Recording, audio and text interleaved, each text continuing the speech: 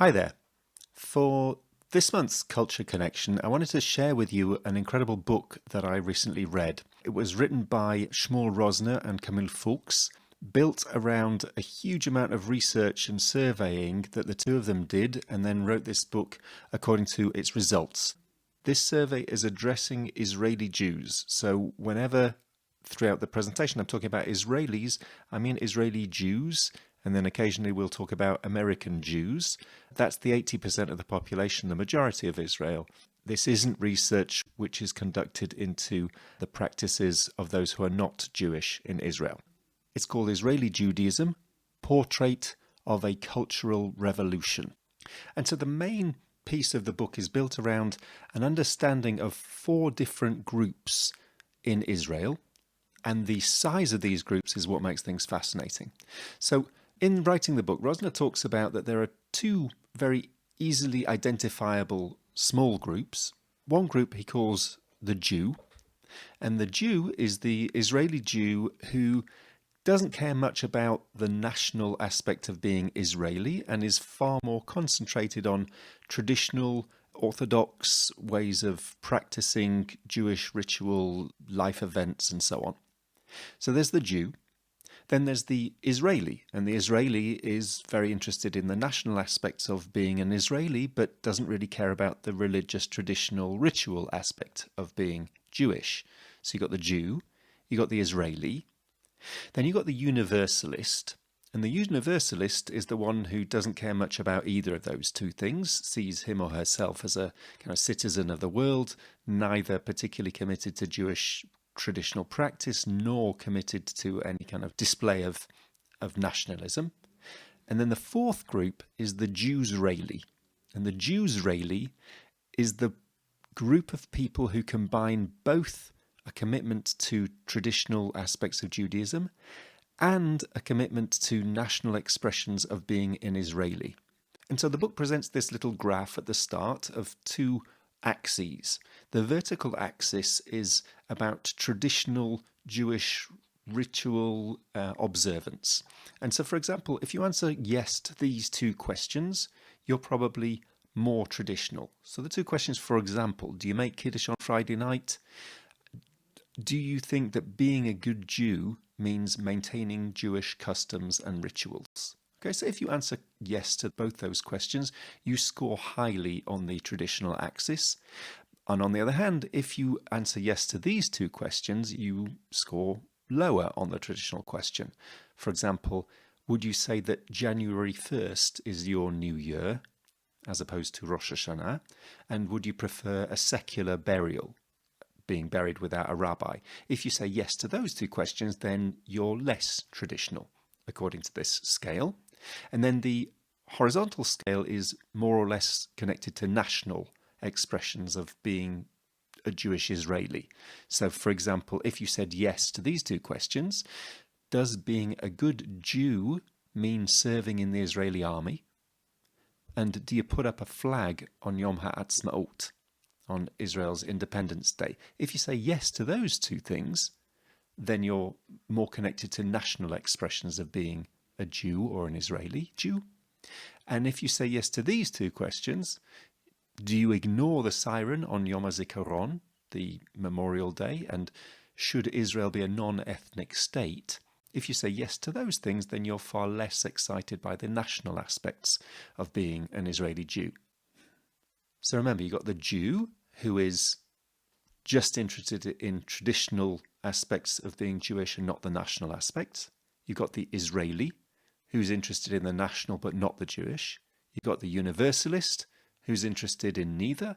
And you've got the Jewsraeli, whose life fulfills both, being traditionally Jewish and nationalistically Jewish. So the Universalists in Israel are about 13% of Israeli Jews. The Israeli, the one who's interested in national aspects of being Jewish but not traditional, that's 15% of Jewish Israelis. The Jew, as opposed to the Israeli, that's about 17% of Israeli Jews. And 55% of Israeli Jews can be defined as Jewsraelis, who are both committed to traditional religious ritual aspects of being Jewish and the national aspects of being Jewish Israeli. And this is a big shift in what we're looking at, because these Jew-Israelis are now beginning to blend and forge these two aspects of their identity into one new, you might call it a denomination. So Rosner explains this. He says, most Jews in Israel believe that being Jewish means observing festivals, rituals and customs, and a majority believe that being a good Jew, note that, being a good Jew means raising one's children to serve in the IDF. Jewishness means both observing festivals and serving in the IDF. It's the blend that being Jewish has its nationalist aspects and its religious, spiritual, ritual aspects.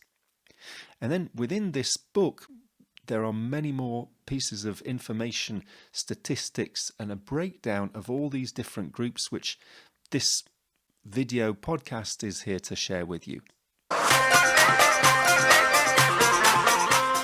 So more about the Jew-Israelis, okay? Out of all Israeli Jews, 73% light candles every Friday night. That's a huge amount. 87% say that their Jewishness is important to them and important that their children are Jewish. 91% have a Bible in the house, and that's not the New Testament. 94% eat apple and honey on Rosh Hashanah. 76% hide the afikomen on Seder night. And milk products on Shavuot are eaten by 82% of Jewish Israelis.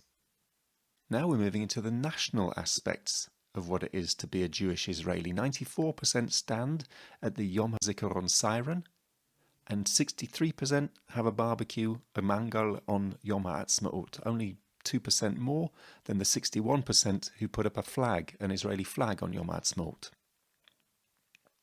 It goes further.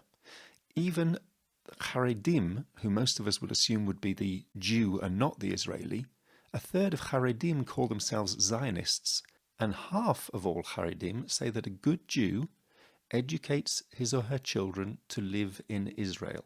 Even to take this even further, 1/5 of all Haredim watch the Yom HaAtzmaut ceremony, which is not a Jewish religious traditional ceremony. It's a national ceremony. And 1/5 of these Haredim, who we would automatically assume are not interested in the nationalist aspects of being Jewish, they watch that Yom HaAtzmaut ceremony. Then as the book goes on, the key issue that's being addressed by Rosner and Fuchs is this image that non-Israelis have of Israeli Jews and that Israeli Jews have, is that there is religious coercion. Well, there's either religious coercion or secular coercion, depending on which side of the religious track you are. There are these assumptions that Israel's becoming some kind of theocracy, that it's a bit like Iran on the one hand, and then on the other hand there's critique of Israel that Israeli secular people are full of ignoramuses about Judaism and don't know anything about being Jewish and don't know anything about synagogue, etc., etc. So on both sides there are these assumptions about what it is to be Israeli, which may well once have been true on one side or the other. But right now, what Rosner and Fuchs are observing is that a big shift is happening, or even has happened. So not necessarily religious coercion, not necessarily secular coercion, not necessarily ignorance, and possibly a blending of it all together.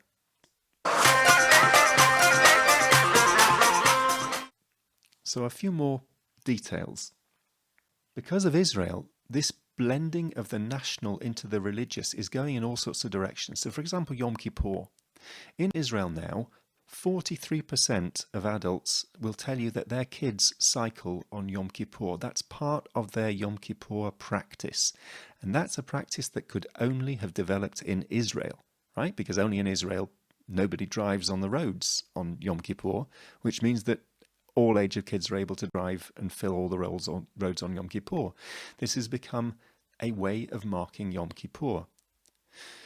Another key aspect of the way that Israel has altered being Jewish, even traditional ways of being Jewish, is the Ashkenazi-Sephardi split over eating legumes on Pesach.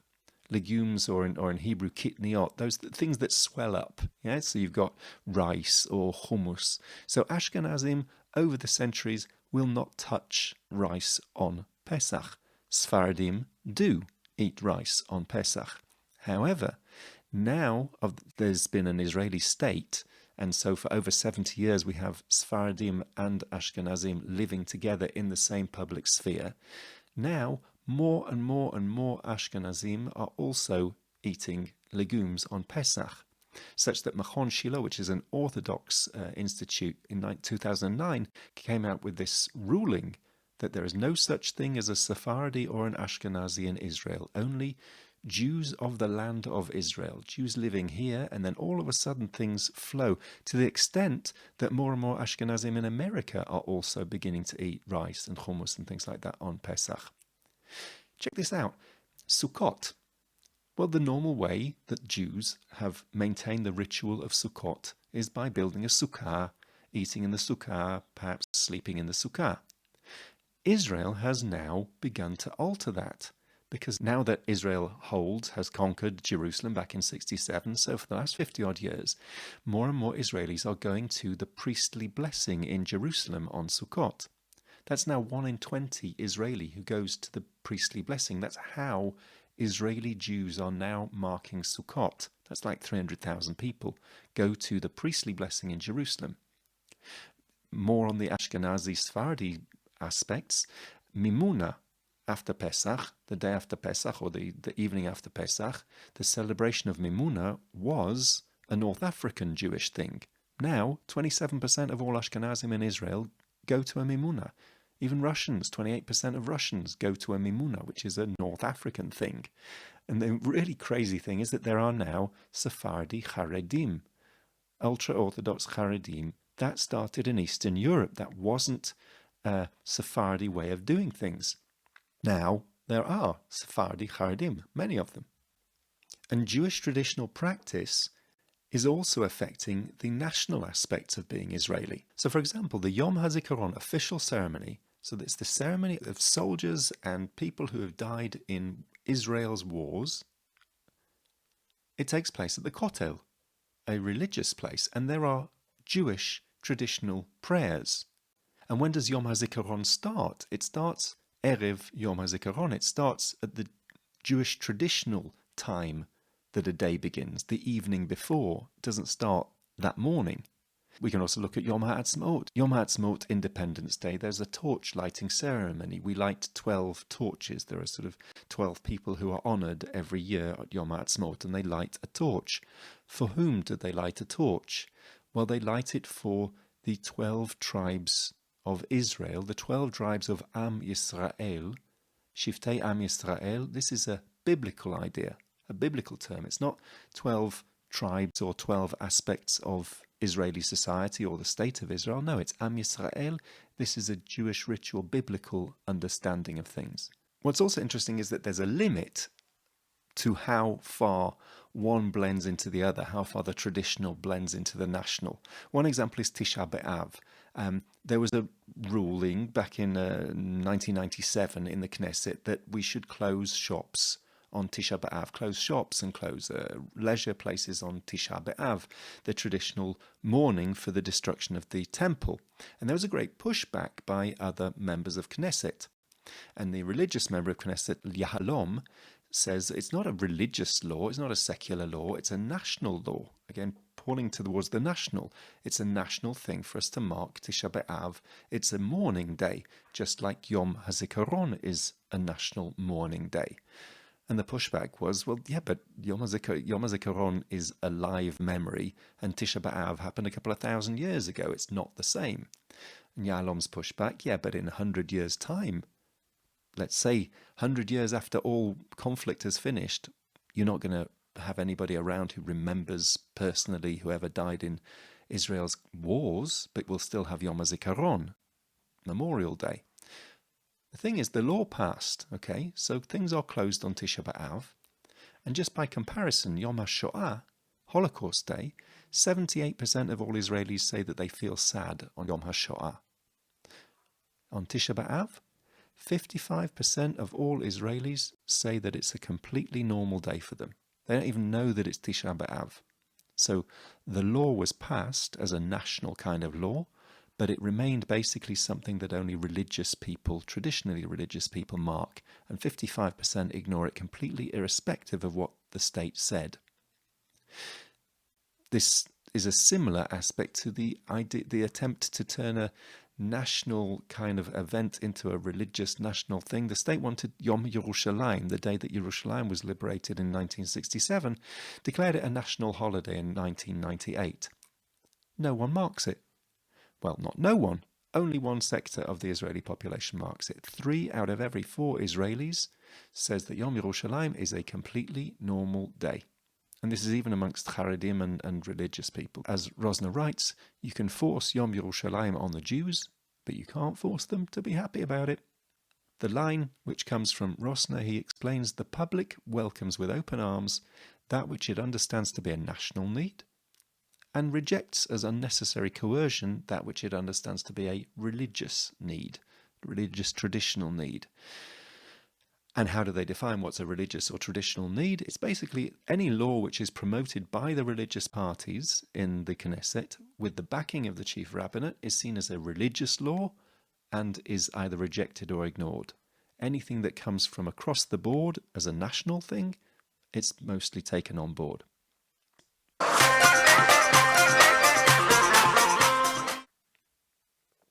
So let's talk about the furthering of this mixed picture of its traditional and it's national and it's a bit of both and it's neither.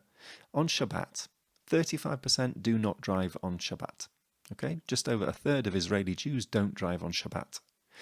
65% of households light Shabbat candles, and at the same time of Israeli Jews, 13% work on Shabbat. So generally speaking, the statistics are extremely clear. No one wants to cancel the idea of Shabbat as a day off work. Okay, we're going to keep Shabbat as a day of rest. The question is whether Shabbat is a standard, just a weekend basically, or is it something religious traditional? So a little bit more about Shabbat. So I'm going to ask you, bearing in mind this idea that Israel is this theological Iran, what percentage of cinemas are open on Shabbat? What percentage of museums are open on Shabbat? And what percentage of shopping malls are open on Shabbat? Well, it turns out that 98% of cinemas are open on Shabbat. 65% of museums and 20% of shopping malls are open on Shabbat.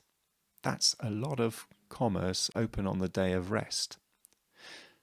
As Rosner puts it, on Shabbat in Israel, there is no problem with keeping tradition and no problem with ignoring it. So what about this whole coercion thing?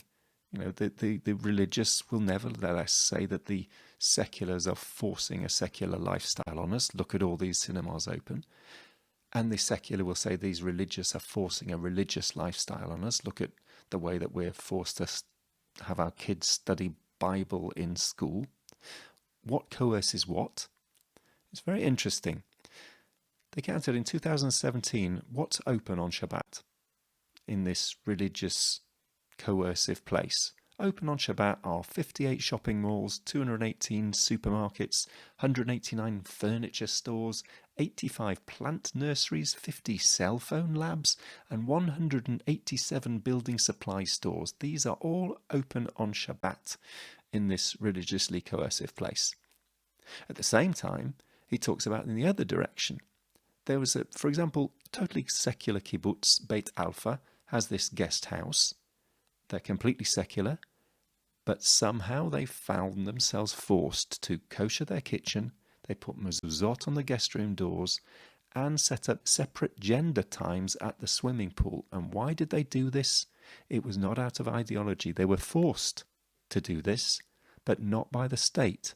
They were forced by commerce. It just made business sense for them to be able to provide services to religious Orthodox customers. As Rosner puts it, the ideology did not win out, the economy did. In both directions, religious coercion, secular coercion, the biggest challenge has not been the other side, it's been commerce. If it makes money, that's what's going to win out. If that means keeping Shabbat or not keeping Shabbat, if that means keeping kosher or not keeping kosher, it's all down to commerce and not necessarily down to religious or secular coercion.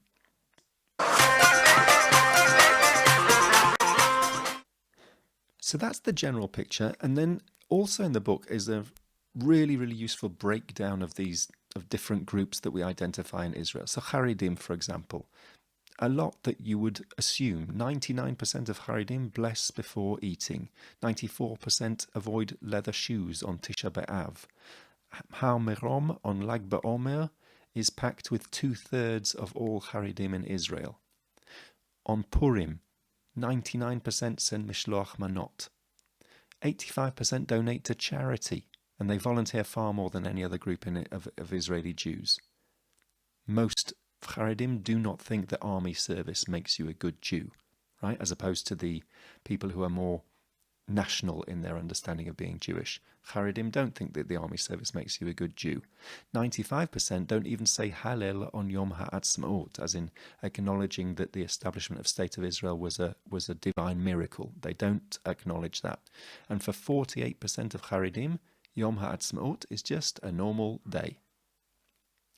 And more than any other group, they pray at the Kotel, and yet they mark Yom Yerushalayim less than any other group.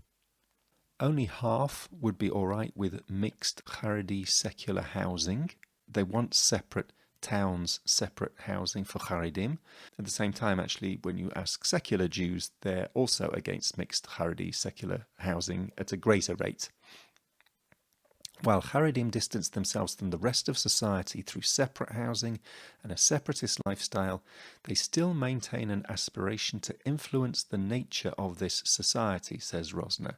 For example, 86% aspire to a halachic state, a state that's run by Jewish Orthodox religious law and not democratic law.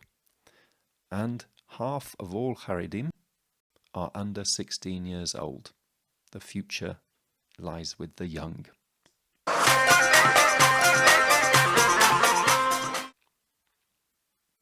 A little bit about the religious, the Dati'im is what we'd call them, or Dati Le'umi. You got 20% of all Israeli Jews are religious.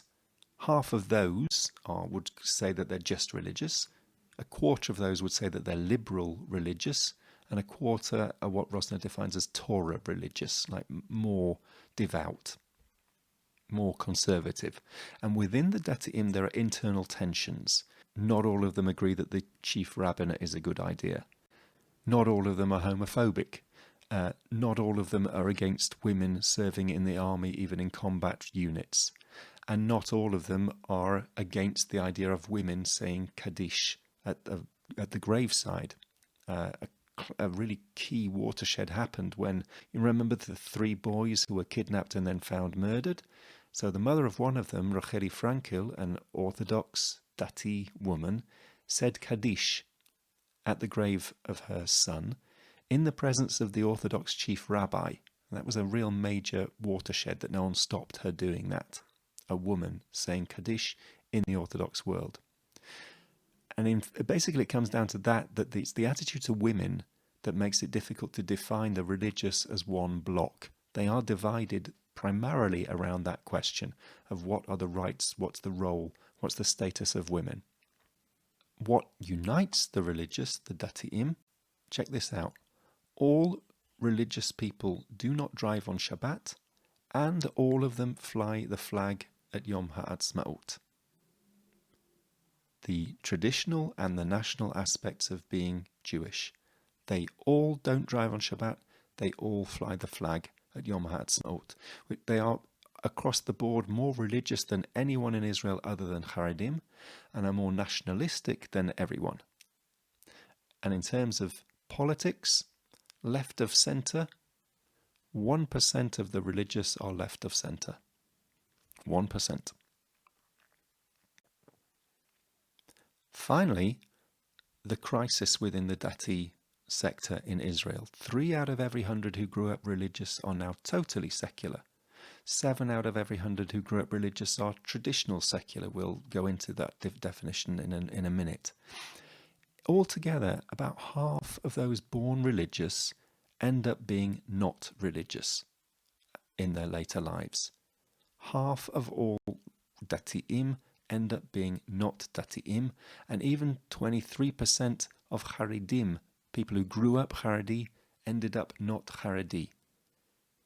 The religious and the Haredim are having far more children than the secular, but they are losing a significant amount of these children to the secular sector anyway. So this is why the numbers don't continue to grow out of proportion, that there will be more and more religious and fewer secular. The secular have fewer kids, but they accept into their ranks more and more people who had originally grown up religious. Why is this happening? Well, Rosner talks about that the national religious are suffering from the success of Zionism, because with more and more people in Israel, like we said, 55% are Jew-Israelis, both connected to tradition and connected to national aspects of being Jewish. So the majority is fairly similar to this small group. Were Israeliness totally secular, then religious Zionism would stand firm against it, because to leave would be to disconnect entirely, to get lost. But, says Rosner, when Israel is on the path to building a Jewish-Israeli identity, this blended identity, one can leave being dati without disconnecting, without getting lost. It's not a black or white decision. If the identity of most Jews in Israel relies on a mix of nationalism and Jewishness, so then there's no need for the particular mix of religious Zionism. So it means the way that the majority of Israeli society now is mixing nationalism and traditionalism is not a success for the religious sector. It's a challenge to them, because they're losing people into basically they are assimilating into the majority. It's just that in Israel, the majority into which you assimilate is very Jewish, both traditionally and nationally.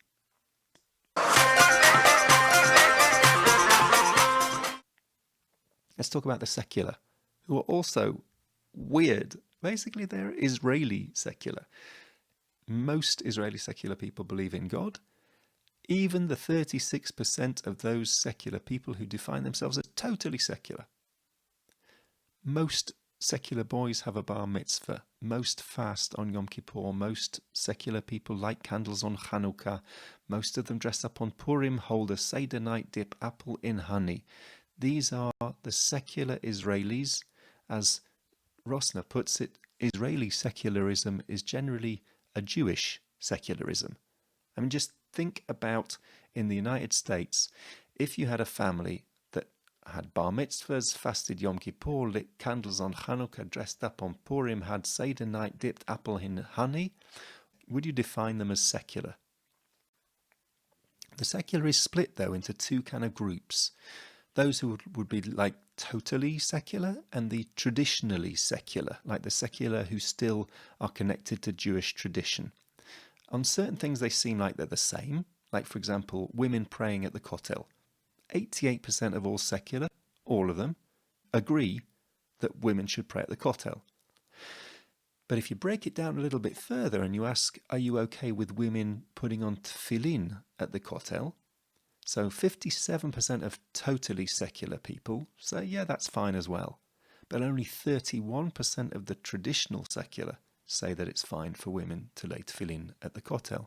There's this split between the ones who are basically completely disconnected with Jewish traditional practice and those who don't keep traditional practice but are still connected to it. So marriage with non-Jews, the totally secular, twice as many totally secular people are fine with marriage with non-Jews as opposed to the traditional. Twice as many traditional secular read all of the Haggadah on Seder night. Twice as many will say Kaddish. Nearly twice as many will listen to the shofar tooted on Rosh Hashanah. They're secular, all their practice is secular, and yet there's a traditional Jewish aspect to their secularism. as Rosner puts it, the secular have not given up on Judaism, and Judaism has not given up on the secular. They are comfortable with saying Kiddush and driving on Shabbat. They're comfortable making an aliyah on their bar mitzvah, but not praying every day. They are comfortable calling themselves secular, while continuing to wonder if there is or isn't a God. They are comfortable keeping a Bible in the house, but wonder how their children should study Bible. And so if we're talking about the secular and a mixture between the totally secular and the traditional secular, what about the Reform movement in Israel? Well, the Reform is difficult for people interested in traditional understandings of Judaism to get a handle on. Here's the big one. What percentage of all Reform and conservative Jews in Israel did not visit a synagogue this year at all? Okay, so of all the Reform and the Conservatives, a percentage of them never went to synagogue at all in an entire year. Turns out that 30% of all Reform Jews in Israel never went to synagogue, and 10% of all Conservatives never went to synagogue throughout the year. And that's something which is a strange thing to understand, that there's 500,000 progressives identify, but only 10,000 are members of a progressive Jewish denomination in Israel. There's something about commitment and constant attendance at synagogues. This is just not the way in which you can measure a commitment to being a Reform or a conservative Jew in Israel. It doesn't seem to be about that. It's about life cycles. It's about 90 to 95% of them intending for their kids to have barei mitzvah, boys and girls. It means that Reform and conservative Judaism is the kind of Judaism that secular Israelis connect to. 56% of secular have been to a non-Orthodox religious ceremony in Israel now. So this is what's shifting in Israel, is that Reform Jewry, progressive Jewry, is now beginning to be an option.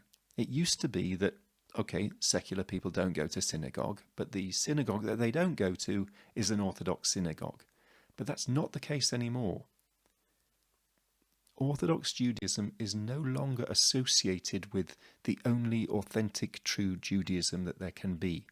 Other aspects of Judaism are now around. So it means that progressive Judaism has the chance to become the Judaism of all those who do not wish to be religious in that orthodox sense. The big question is, will progressive Judaism embrace this role of being basically the Judaism of non-religious Jews in Israel? Or is it going to work hard at becoming an additional denomination, like the Judaism of the liberal religious, effectively, with its own rabbis, institutions, theology, and so on?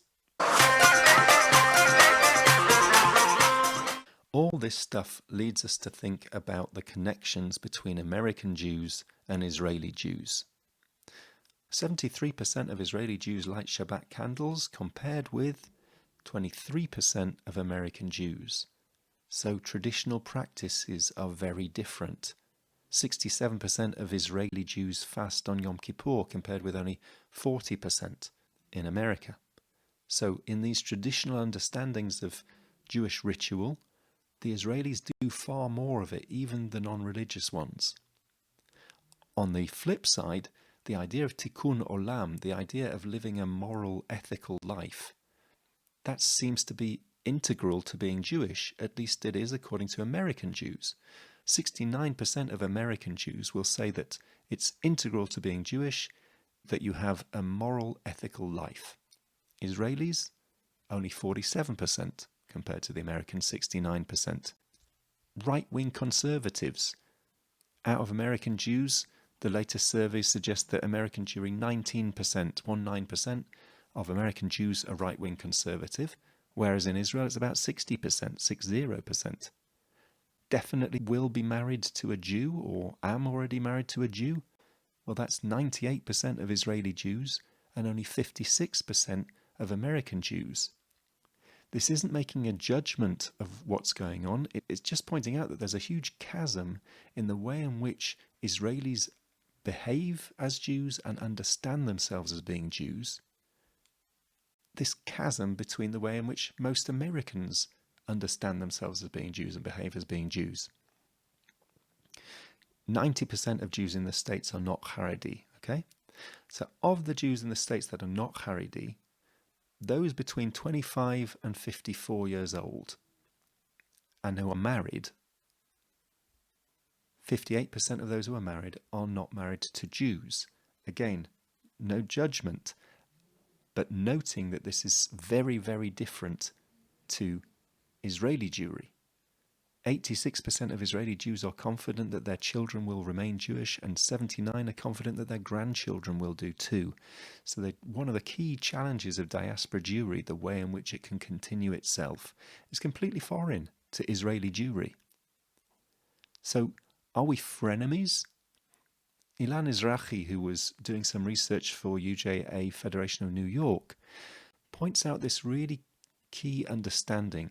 The more Israeli Jews express stances of belonging, unity, and responsibility for diaspora Jewry, right, the more the Israeli Jews care about Jews in the diaspora, the more they also tend to be more judgmental and critical of the central values of the Jewish community outside of Israel. Like, the Israeli Jew that cares about Jews abroad is the Israeli Jew who condemns Jewish communities abroad. The Israeli Jews who believe that Jews should live in Israel, they're the ones who also believe that we should look after the Jews all over the world, not the other way around. So the universalists, or the non-Orthodox, or the progressive Jews, are the ones who care about American Jewry less. So 80% of Israeli right-wingers believe that Jews should look after Jews, whoever they are, wherever they are. Okay, so 87% of Israeli right-wingers will look after Jews who do not live in Israel. Only 41% of lefties in Israel believe the same. Bearing in mind all this stuff that we've just learned about how Israelis actually behave and believe, we need to check ourselves in our programming, in our educational work, in our conversations. Which Israel are we talking about? Which Israelis are we talking about when we so happily generalize or make assumptions? The assumptions may well once have been correct, but they may be out of date. The other thing is about the value of uncommon ground. Conversations are often more interesting when we talk through beyond our similarities and dig into our differences. And finally, it's more of a political question. Does mainstream diaspora Jewry have natural allies in Israel? It's not clear. Rosner summarizes his book by just saying, look, it is very easy to be Jewish in Israel. You know, you don't have to make an effort to hang out with Jews. You don't need to make an effort to get Jewish education. It's easy to keep traditional aspects of being Jewish, with Shabbat and Chagim and symbols all being in the public sphere. So Israeli Jews are far more united than it seems, or even far more united than it feels. As he says, how can Jewish Israelis be split when 87% say that it's important, or very important, to be Jewish? When 88% feel Jewish to a great extent? All that's happening is, he says, nearly all of us feel Jewish, nearly all of us feel it's important to be Jewish, so important as to lead us to argue and even shout. Complicated stuff, fascinating stuff, an amazing book. I'll be letting you know as soon as the book comes out in English. If you want to read it, I would greatly recommend it. And I'd also recommend in general reading the columns that Shmuel Rosner writes in the Jewish Journal and in the New York Times. He writes in Hebrew for Ma'ariv, a really interesting thinker and writer. There you go. All thanks go to Makom, running this program together with Moishe House, extremely generously funded by the Jim Joseph Foundation. Welcome to Israel!